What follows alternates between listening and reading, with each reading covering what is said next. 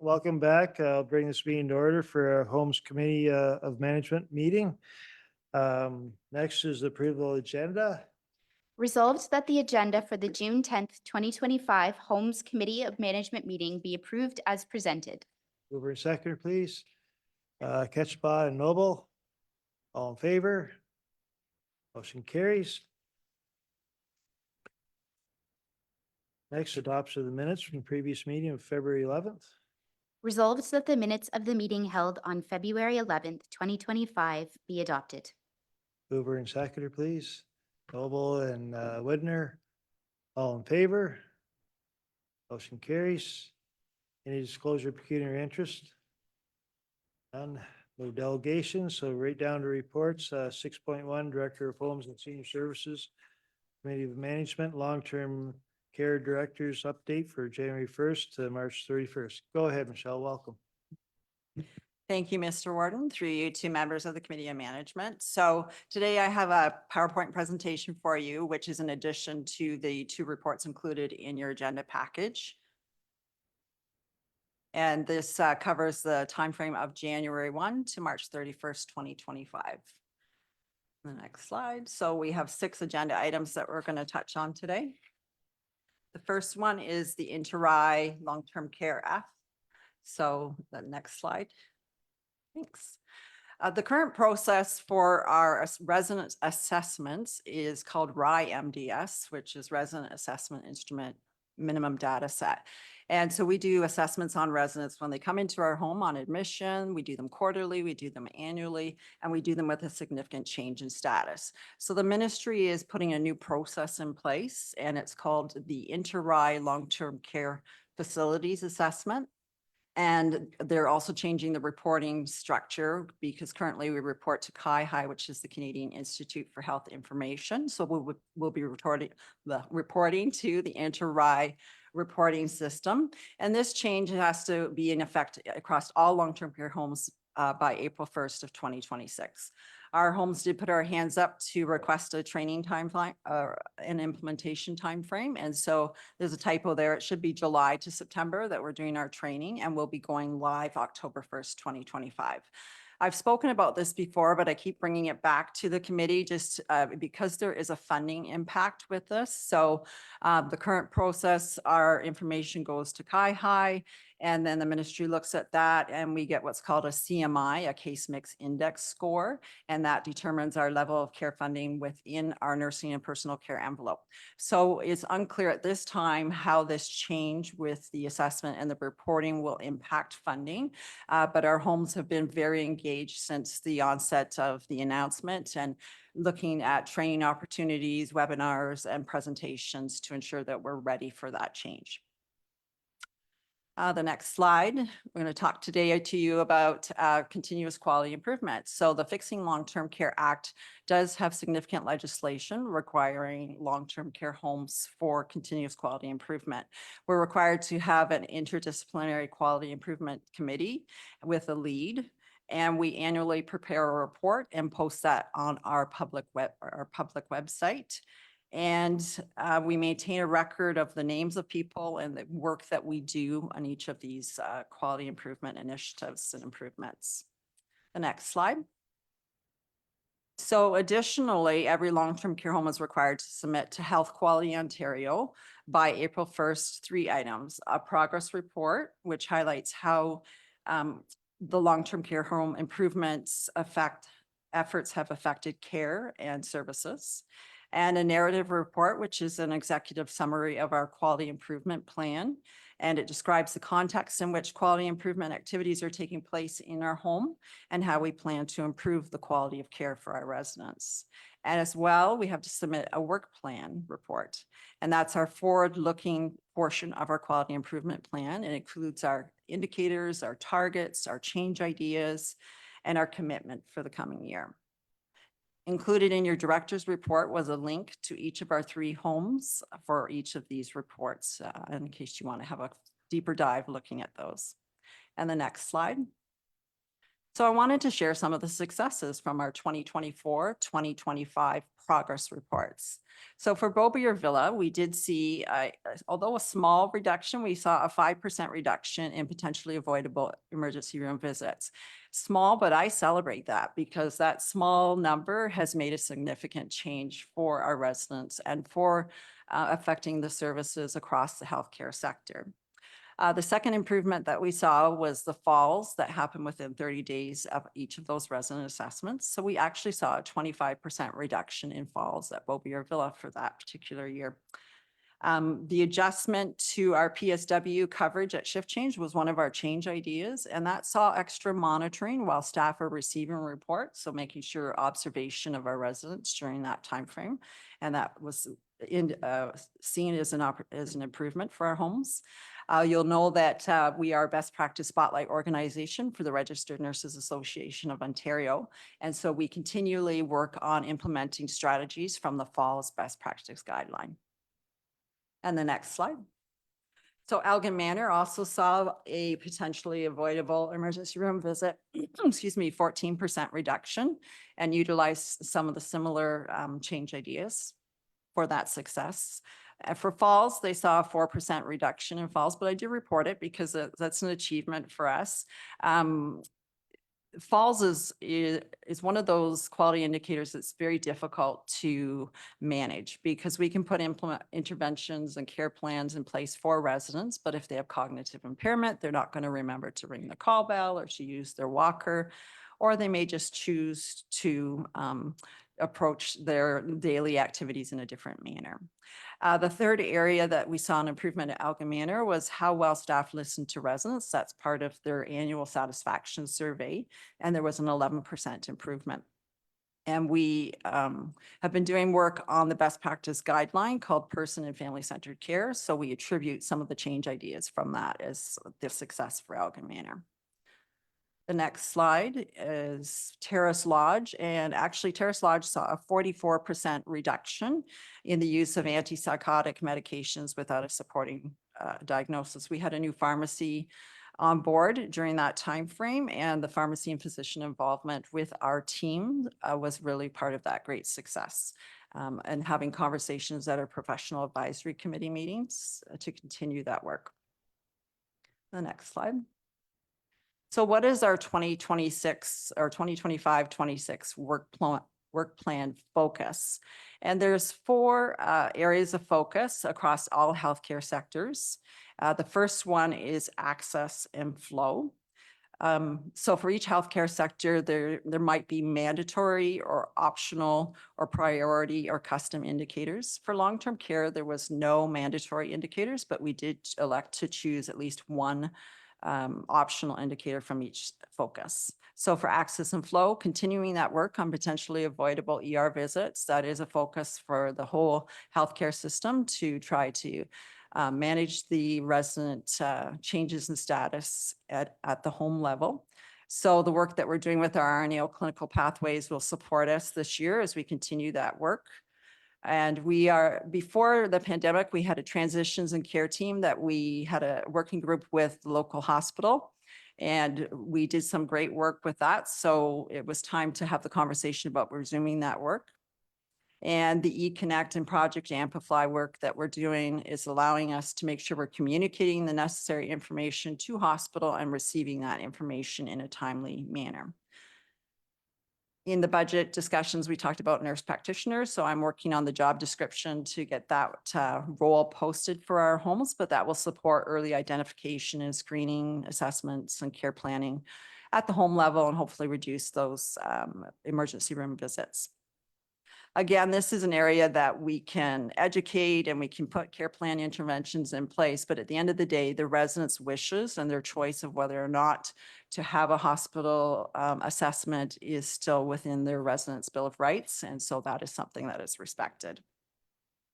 The next slide speaks to equity as another area of focus, and so we did elect, we're doing well in this area, but we did elect to continue that work and prioritize it. It is part of our obligations within our LSAW and our MSAW. So focusing on, we have recruited for our education coordinator. We're just waiting for that role to onboard and support us further with that work. And we're also, our online software, we're reviewing and enhancing some of the opportunities within that.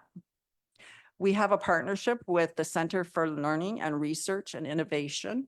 And through that partnership, there's resources and a preceptor program that will also support equity and education. They also have a resources for a policy and a gap analysis on equity. And that will, although we have a corporate policy, it doesn't drill down deep enough to support our long-term care home residents. And so this is something we're looking at more closely, involving our residents and family and staff in a survey and doing a gap analysis to see, are there other pieces that we could incorporate into our care and services. The next slide is a focus called experience. And so we did update our survey to reword the question. So the question is now, do you feel you have a voice and are listened to by staff? Again, our RNAO clinical pathways work and our best practice guideline work will support us with change ideas. There is a person and family-centered care assessment that we've just implemented in April as part of our clinical pathways, which will really support making sure we're aligning our interventions and our care planning with resident and family wishes. And education is another piece of that one. The next slide. So the next focus is safety. We're doing well in the area of falls, but there's always opportunity for improvement. So again, our clinical pathways work. We've had a fall assessment in place, which has been a very effective tool, but with the clinical pathways, there's been our areas of identified to improve that assessment. And that's part of our year 2 project work. And the next slide is, again, the antipsychotic medications without a supporting diagnosis. Within the clinical pathways, there's a delirium screening, which is an important part of assessment for the management of care for residents with responsive behaviors. So you've just heard me say clinical pathways, clinical pathways, clinical pathways. So we are just finishing year 1 focus, which is the admission assessment, the delirium assessment, and the resident and family-centered care assessment. A lot of training and education has gone on in between January and March. We started the work in September and we went live in April. And we're already seeing, I'm reading the progress notes in the mornings when I'm at the homes, and I can see a situation and the staff identified they need to do a delirium assessment. And so that's that early identification piece to ensure and support that we're managing these types of behaviors early on in the process and potentially preventing a hospital emergency room visit. Next slide. So our year 2 focus, the work is just starting on falls and pain. And so we're doing the setup, we're reviewing our policies and procedures. We've got a sandbox for the staff to go in and do their training and practice utilizing these new assessments and see how it communicates with the care plans and the documentation to support success in that work. And once we're done, we'll be going live in November or December of this year, and then we'll move on to palliative and end-of-life care. So back in the fall, we heard about the diagnostic equipment application opportunity. And so each of our 3 homes did submit in the fall, and Blaine received the notification in March that we were successful in each of our homes' applications. And so for our submission, we asked for a skin and wound software app that's part of our Point Click Care. So this app takes pictures of our wounds, and it will weekly, we'll be able to see that comparison of the wound. And so we actually put what's called a helix sticker in the area near the wound. So we know it's not just, am I in too far? Because we were taking pictures before, but how accurate were they? So now we have a process in place that gives us real data, baseline data and week-to-week improvement for those really complex wounds in particular. This is an excellent opportunity. I also last week was part of one of the training sessions and saw some of the reporting opportunities that are available, and I'll be able to bring some quality improvement data for our wounds in probably not the next quarter, but the quarter after that to have some good data. So the physicians are excited about this opportunity as well, so we can really keep close monitoring on our wounds and make sure we're implementing appropriate interventions. The second piece of that is our vital signs equipment. So the current process was we had vital signs machines. We would write down the vital signs and then we would go to point click care and input that data. So now we have software and equipment that actually is integrated. So I take the vital signs, they're automatically upload into point click care. They tell me if it's within the resident's baseline or if it's an alert that of something that I need to monitor more closely. Again, all of these tools and equipment support avoiding potentially avoidable emergency room visits and ensuring that residents are receiving the care in the right place. So it's streamlining our processes, it's reducing duplication, it's standardizing assessments, and another excellent outcome is increased registered staff time for resident care at the bedside. The next slide is going to speak to inspections. So just a reminder to the committee that we have three types of inspections. We have reactive inspections, which are a result of a complaint to the ministry or a critical incident that we're required to report to the ministry. We have proactive inspections, which are done they're broad-based and they're done on a regular basis at every long-term care home, usually once every couple of years. And that's to ensure that we have ongoing compliance within our homes. And then we have pre and post-doc inspections, which we've been experiencing quite a bit at Terrace Lodge as we move through our phases. So Beaubier Villa, we had 4 inspections this quarter. Beaubier Villa had one in March of 2025, and that was following the submission of a critical incident for an outbreak. And so the ministry does come out for every outbreak to our homes. And so there was one written notification reminding of the debrief requirement following an outbreak. Elgin Manor had an inspection in February. This is that proactive compliance inspection. I'm really pleased to share that the ministry has heard long-term care homes' voices in regards to proactive compliance inspections. They used to be 3 to 4 weeks long. They've changed their process to a lean approach. And so this particular inspection was 8 days, which is a significant change for the team, the staff, the residents. It's a lot when the ministry does attend our homes. And I'm also pleased to say that there were just 2 written notifications. So they're looking at every aspect of our care when they're on site for a proactive compliance inspection. And they were minor in nature. It was related to medications. One was the storage of medications and one was the destruction and disposal, which really was a clarification needed within our policy and procedure. And that was updated immediately. And then Terrace Lodge had 1 inspection, and that was in relation to critical incidents that had been submitted for falls, and there were no findings of noncompliance at Terrace Lodge.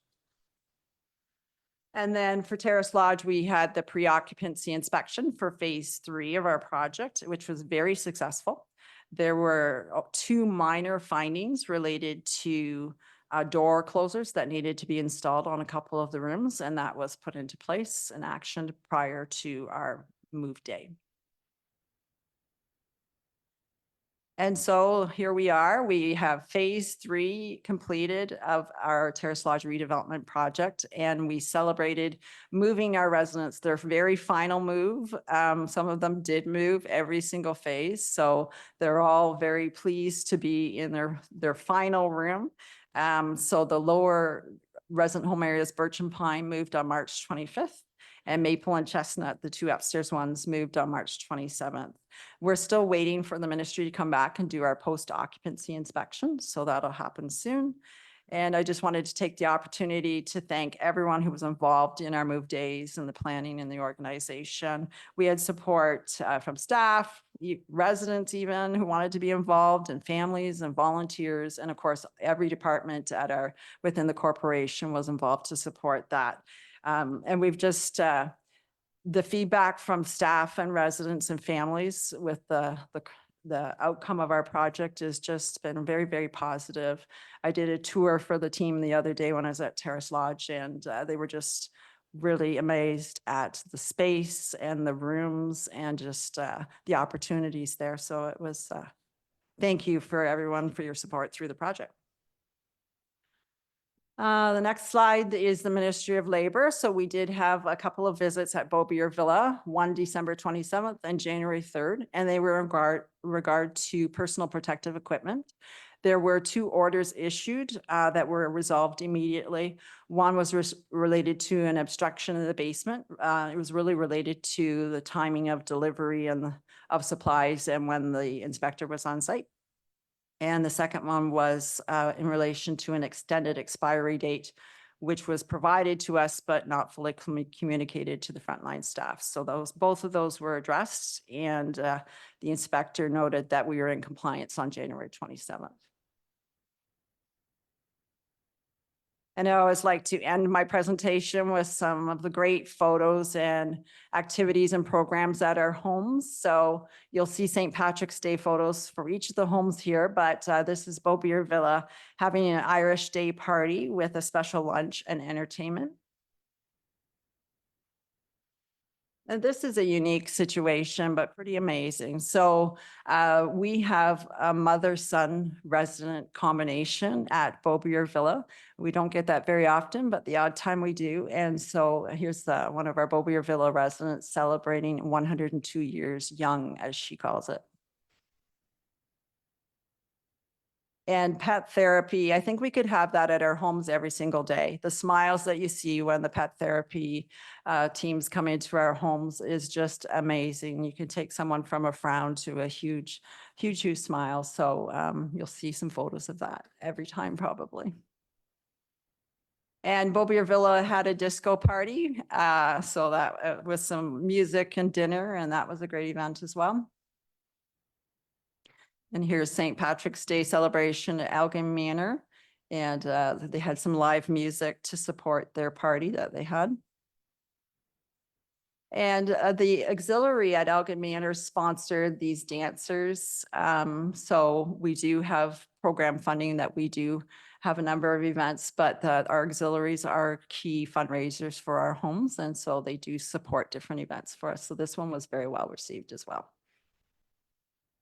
And bingo, if you're ever in our homes, don't walk by and you holler bingo because you'll probably be booted out. I've done that a couple of times, but bingo is very serious in our homes, and they could have bingo every day, but this is just one of the opportunities of bingo. And again, more smiles with pet therapy.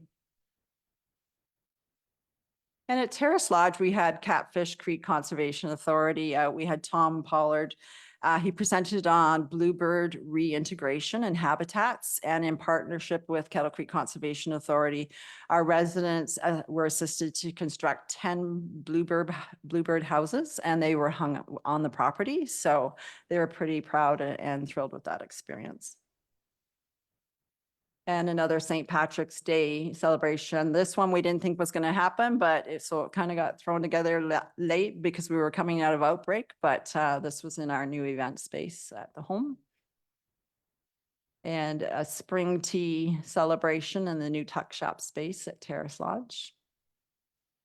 And puzzling is also a very important program for many of our residents. And so this puzzle work is being done in one of our new program rooms in the home. And that's the presentation for today, and I'm happy to answer any questions that you may have. Thank you. Thank you, Michelle. Great report. Any questions? I guess I do have one. With your successes back in the middle of the report, one was 44% reduction in antipsychotics. That's a huge change. And just make further comment. Yes, thank you for that comment. The team did some great work, and sometimes it just takes a different set of eyes, a different pharmacy coming in and looking and supporting that process and those conversations.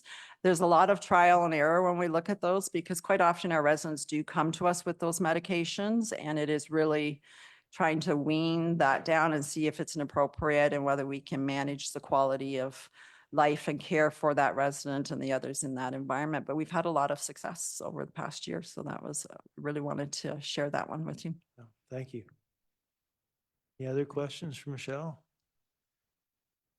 If not, thank you very much. We have a resolution.